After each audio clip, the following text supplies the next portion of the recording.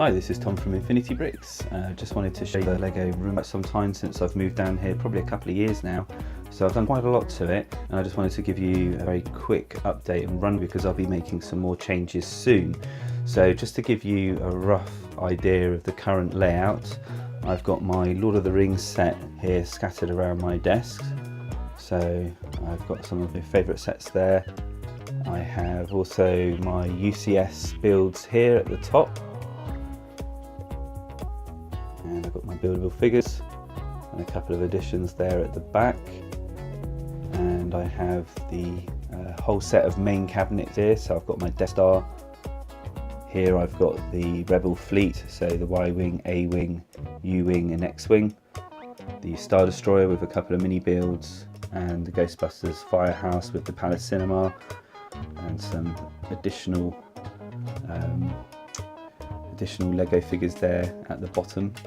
And then my main builds, or my main pride and joy if you like, are my Star Wars scenes that I've built.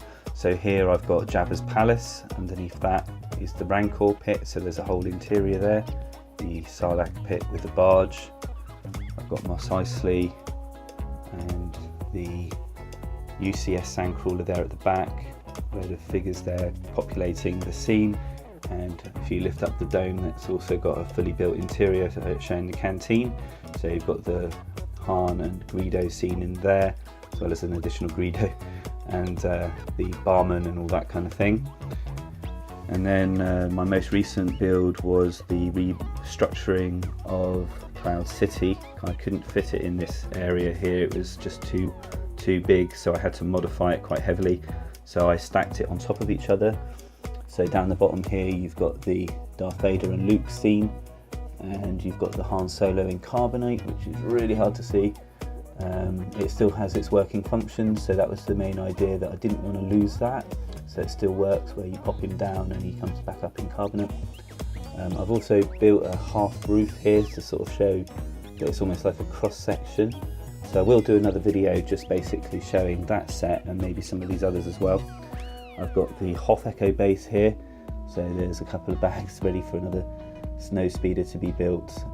So there's still a little bit of work to do there, but the interior is done. So you've got all the scene of Luke in back to tank and Han and Leia in the corridor, and there's another snow speeder in there as well. And then down the bottom I've got Endor, so I built a platform for the shuttle to Iridian. So it's a very cramped scene, but it kind of depicts a lot of the classic stuff that I really wanted to show. And then over here I've got some more additional Legos, so the Lego movie sets and a couple of movie 2 sets, brick heads and BB-8 and the Porg. And then obviously the Pirates of the Caribbean ship, and those sets there they're not going to be down there. Also Tron and Jurassic Park, the Hulkbuster, Beatles Yellow Submarine, a couple of Disneys. I'm still building the Hogwarts here, so that will be in this area, so I've only done half of it. And that Batwing is going to go down here.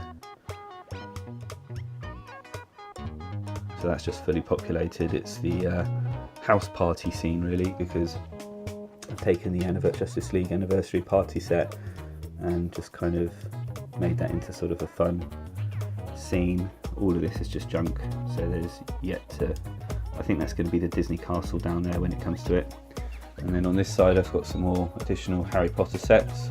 So I've extended the height of the Great Hall and the tower there, and then put a facade for another tower at the back to make it feel a little bit more populated. So the idea is that would just get bigger. And then I've got my Arkham sets over here, so the one from the Lego movie, and one released quite a few years ago now, which is really cool looking. And then I've got my Joker Asylum build that I did a custom build for. And then Batcave sets down the bottom. So these are all just vehicles really, and a part of the Batcave. So a lot of it looks and feels incomplete. And then some Force Awakens sets down here, and The Last Jedi. And behind here as well I've got some additional Star Wars sets, so Millennium Falcon, Krennic Shuttle, the TIE Fighter, the Kylo Ren's TIE, Poe's X-Wing, and and a couple of other additional builds and some Marvel stuff. And there's some other stuff as well which I haven't yet built or displayed. I've got a UCS Millennium Falcon, UCS Batmobile, UCS Y-Wing, obviously Disney Castle, so there's quite a lot of other things, and as you can see, I've pretty much hit capacity as far as how I can sort of display my Lego. I've put these covers on, so I've got a couple of things here to protect Lego. So dusting takes a long time. I did it quite recently, it took me a month, and I had to book a couple of days off as well, in addition working 4 days solid and then in the evening to a month just to be able to clean my Lego from dust. So it's an absolute nightmare, and to avoid that I've now put on these acrylic sheets, so that just keeps the dust out and it saves me on that job. It's also got slight UV protection as well, so it's got a slight tint to it, so it protects it from the additional light that might come from the light bulb.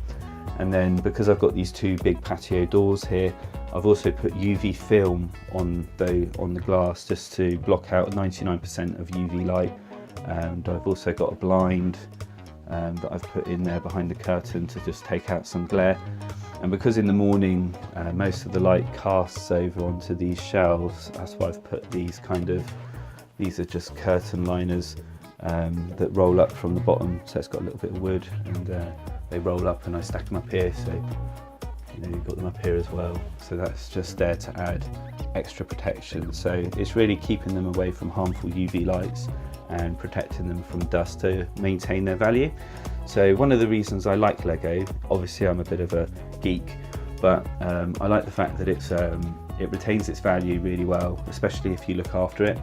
And everything that I've bought with the intention of enjoying whilst I have, but also selling eventually. So it's never been intended that I would always keep it, but I just wanted to be able to just enjoy a collection. I don't like to keep things in boxes, even though I do have quite a lot of box stuff as well.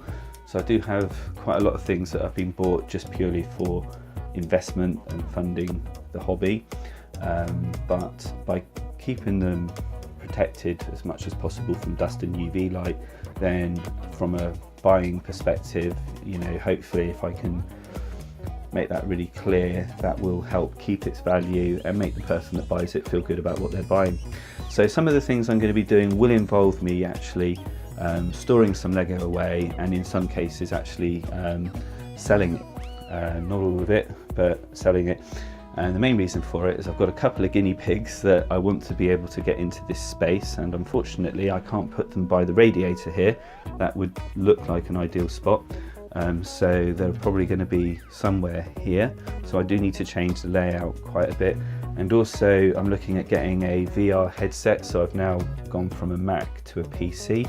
My day job is actually as an animator. I work as an employed animator, but I also do quite a lot of fun things as well in the evening. So I wanted to have the setup here that can handle that. And it's good to have one of these PCs that are great for animation, because they're also great for games. So one of the things I'm going to be looking at getting is a VR headset, and I just wanted to have a bit better space to be able to get the most out of that type of experience. And on top of that, I also have quite a lot of other memorabilia, so Star Wars memorabilia, some 80s memorabilia, some artwork, so classic art prints. It's all kind of geeky stuff, which I love, but I also want to be able to display. So at the moment this has been pretty much 100% Lego only, and I want to change that up a bit. So what I'm going to do is I'm going to go through what I want from a display point of view as far as Lego, what I get the most out of, and then just through a process of elimination eventually decide on what am I going to pack away to store, and what am I going to decide that can go. And some of that will be based on how much value I'll get for it. So one of the things I've done when I've bought Lego, I've always made sure that I can get some form of discount. Now obviously that varies depending on where I buy it from, and sometimes I've been able to get really good discounts, and some places that used to sell Lego stopped selling Lego. There used to be a couple of supermarkets that would sell Lego and often do some really good sales, and sometimes getting things lower than 50%, which was quite incredible. And then we do have special offers quite regularly here in the UK in some of the major toy stores, and where you can get 3 sets for the price of 2. So if you do it in the right way, you can obviously make sure that you're almost getting a third off of that set. So my thinking in doing that was that when I come to resell it, I should hopefully get what I paid for plus. So that was always my idea. So some of the sets I've bought, I definitely didn't get at a discount. I bought at retail price. So for example, the Tower of Orthanc is one of those. I paid retail price for it, but that was never intended to sell. So I never bought that actually thinking that was just an investment I was going to sell.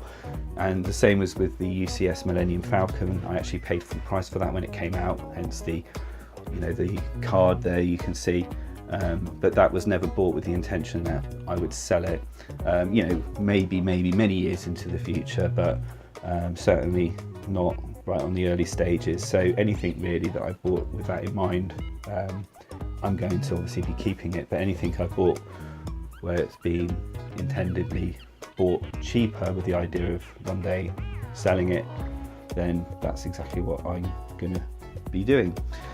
So how this room will change and what it will look like eventually, I don't know. So at this stage, I'm just in the first phase of that, which is video and record this room, do a specific video on some of the builds that I've made, especially the Star Wars ones, just in case any of that changes, so I've got a good record of it.